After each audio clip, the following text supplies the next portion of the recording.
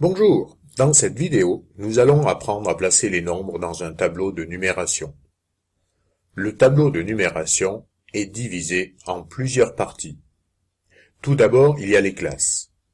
La classe des unités, pour les nombres jusqu'à 999. La classe des milliers, pour les nombres jusqu'à 999 999. La classe des millions, pour les nombres jusqu'à 999 999 999, et enfin celle des milliards pour les nombres jusqu'à 999 milliards 999 millions 999 999.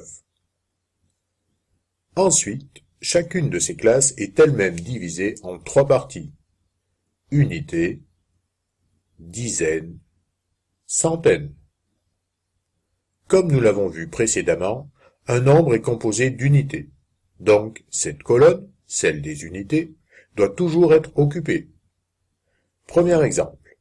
Si je dois placer 5604 dans mon tableau, je sais que 4 est le chiffre des unités, je le place donc dans la bonne colonne, et je place les autres chiffres à gauche du premier.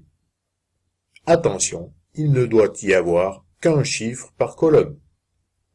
Pour vérifier, en partant des unités, je compte 3 chiffres et je mets un point qui se lit 1000 puisqu'il se trouve à la limite de la classe des milliers. Cela me donne donc 5604. Deuxième exemple. Je dois placer 600 millions 48. J'entends qu'il se termine par 48, je le place dans le tableau, et j'entends millions. Je mets le 6 dans les millions. Et, comme je sais qu'il ne peut pas y avoir de trous, je complète les colonnes vides avec des zéros. Puis, je vérifie. N'est-ce pas, Jean-Michel?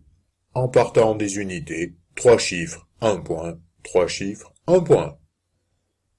Le premier point se lit 1000 et le deuxième, million. Le nombre écrit se lit donc 6 millions 48. Eh oui, Jean-Michel, corrige-toi. Il me faut 600 millions. Dans la classe des millions, je dois donc écrire 600. Voilà, bravo.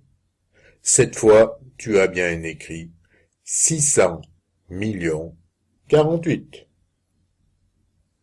Nous verrons d'autres exemples dans une prochaine vidéo. À bientôt.